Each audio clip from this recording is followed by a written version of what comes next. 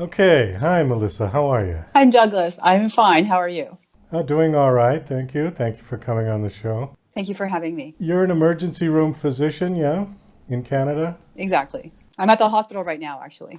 Are you on call? No. Oh, okay, good. Because that would be a drag to have to go right out in the middle of the interview. COVID has not been as bad for you guys there as in the States, right?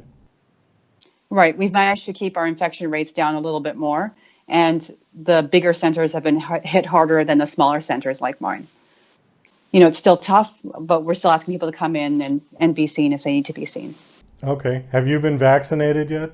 I only have my first dose. I'm hoping for the next one. That's the Moderna one? I got Pfizer, Oh, you got but actually, Pfizer. I'm helping to vaccinate people starting next week as well. Okay. Did you have any reactions to the first shot? It was just a sore arm, so no big deal, maybe less than the flu shot. Oh, okay. Which I think most people get a sore arm after a shot, anyways. Normal to get a local reaction, and Yeah. also normal to get a bit of more reaction to the second dose. That's okay too. Have you heard or seen anybody that you said you were giving vaccines? Have you seen anybody who had a severe reaction to it? No, but I'm not starting it until next week. There's a clinic today, but I told them I couldn't because I was doing this interview. And I'll be starting to help people next week. But really, the adverse reactions have been very small, like a very small number of people, if any. So we're not expecting a lot, but we are taking precautions. Like, if people know that they're going to faint, we'll see if we can lie them down, that sort of thing. So you're also a writer, and you've got a crime novel out called Scorpion Scheme. Is that right? That's right. That's Okay. right. That scorpion is scheming. Tell us a bit about the book. So it was inspired by a trip to Egypt in 2019. And my protagonist, Dr. Hope Sze, is a resident doctor. And in your residency, you're a medical doctor, but you're doing your postgraduate training. So in her case, she's doing an elective in Egypt, and she expects it to be tough and to be working in the hospitals. But what she doesn't expect is to get off the airplane and basically have a bomb explode on the bus in front of her. And that was inspired by there was a bomb that went off around my tour group, not close enough to affect them, but close enough that they could hear it and feel a ground shake and ask, what was that? I wasn't there yet because my son was having his birthday, so I was still in Canada. But I heard about it afterwards, so after I joined them. And I was like, that would be an interesting beginning to the book. Well, it's funny. I had a similar experience traveling many years ago, but it never inspired a book. It We were on a train going through Bologna, Italy, and an hour after we left the Bologna train station, a bomb went off in the platform and killed about 25 people, something like that. It was a big terrorist attack at that point, because this was 1980, so there hadn't been as many. It was a little more shocking. Um, but yeah, I don't know. It never really inspired a book. I was just thankful the train was on time and we got out of there. Was this your first book, or have you written many? I have written about a dozen books, and this is the eighth book in the Hope Sze series. She starts off as a more normal resident going to the hospital, as I was doing, but except for she's solving crimes as well as saving lives. But by this point, she gets to get out of the hospital, and she thinks it's going to be a fun time until the bomb. Is she like a superhero doctor that turns into a crime fighter? I don't consider her a superhero. I think it's more interesting if somebody is smart and resourceful and tough, but has to, really innovate and try to figure out A, how am I going to get out of this alive? B, how am I going to save everybody else? And C, how am I going to solve this crime? It's not like she has a lot of connections. She's not super rich like Batman, and she doesn't have any literal superpowers. She's human like you and me. What inspired you to start writing? Did you become a doctor first and then write later, or were you writing before? I always try to do them simultaneously, like I wanted to be a writer ever since I was in kindergarten, but my parents impressed upon me that I needed to be able to support myself. And I loved medicine, loved the idea of helping people and applying science and making people's lives better. And I also thought that there'd be tons of stories in medicine. So it was kind of a twofer.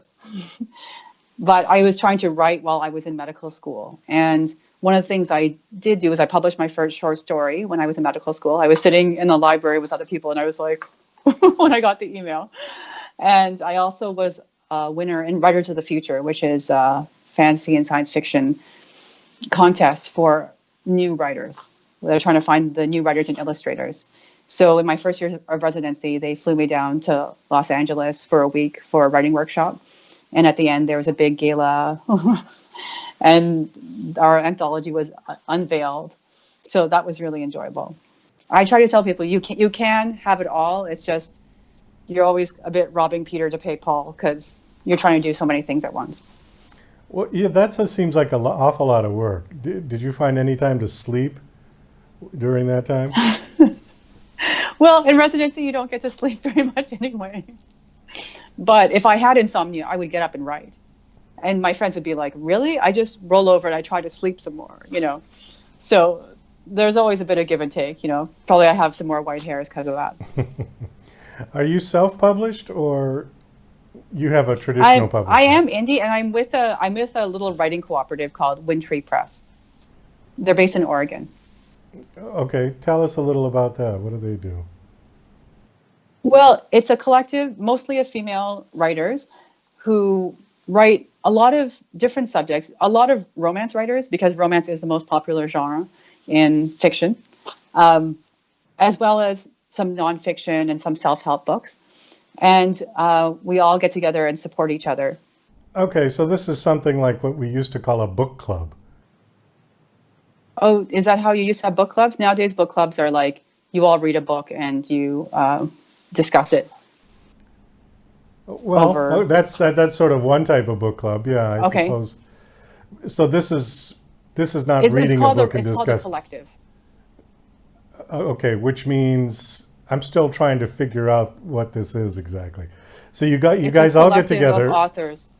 You're all writers. Yeah, we're all writers, and we help each other network and promote each other. Oh, I see. Okay. Well, no, that's not a book club. No, book club. I have book clubs, and we read books like usually once a month, and we eat a lot.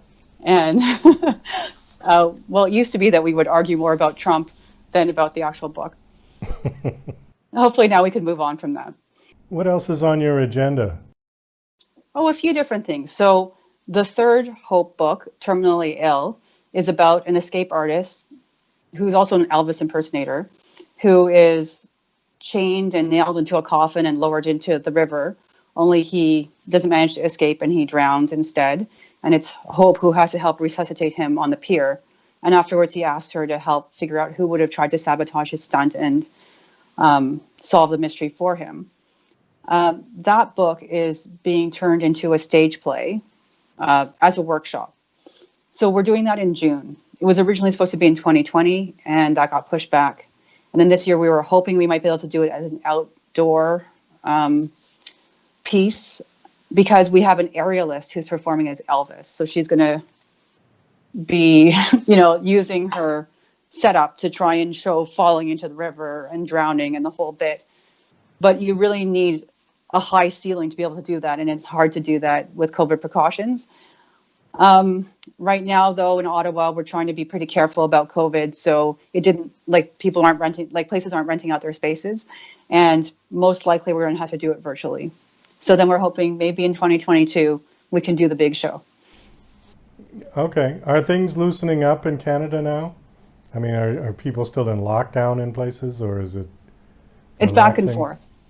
So Ottawa just moved back into the red zone. Because I'm in a more rural area outside of Ottawa, we still have restaurants and that sort of thing. So every week or a few weeks, it might change. And for me, that's normal. I want to prevent the disease from happening. I would rather that we lock down and I don't have to see you or anybody else in my emergency room. So that's just part of the deal. Okay. Do you have a website that you want to give out that people can check you out, check out your books? Yes, and my full name is Melissa Yuan-Innes, so it's melissayuaninnes.com. But a more simple way of getting to my website is www.myi.ninja. And if you sign up for my newsletter, you get a free novella. What's a novella? In my case, it's usually 10 to 15,000 words, and in my case, it's a series of 3 linked short stories that were actually commissioned by Kobo for a Gone Girl promotion. And so I'm giving that out free to my subscribers. Oh, is that similar to a novelette? See, there's so many terms in writing, I get confused what's what. It's true. I don't usually write at that length. So I believe a novelette is a little longer than a novella, like maybe more 15 to 20,000 words. But in any case, it's longer than a short story and shorter than a novel. Well, Melissa, thanks so much for coming on the show and sharing with us. And